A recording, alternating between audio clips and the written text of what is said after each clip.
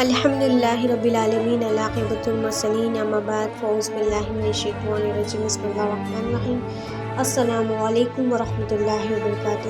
ایک مرتبہ درود پاک پڑھ لیجیے۔ اللہم صلی علی سیدنا شفیعنا نبینا مولانا محمد مبارک وسلم، صلاۃ والسلام علیک یا رسول اللہ صلی اللہ تعالیٰ علیہ وسلم۔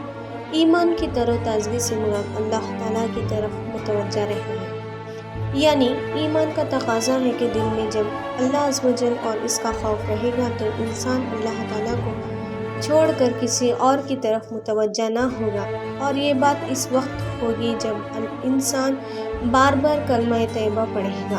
اسی لیے فرمایا گیا ہے کہ کلمہ طیبہ کی کثرت کرو تاکہ تمہارا ایمان اس سے تر و تازہ ہو جائے۔ سبحان اللہ۔ حدیث شریف حضرت ابو ہریرہ رضی اللہ تعالیٰ عنہ سے روایت ہے کہ آقا دو جہاں صلی اللہ علیہ وسلم نے فرمایا کہ اپنے ایمان تازہ کرتے رہو۔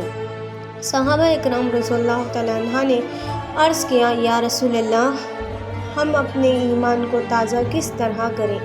حضور اقدس صلی اللہ علیہ وسلم نے فرمایا، کلمہ طیبہ کو کثرت سے پڑھا کرو۔ سبحان اللہ۔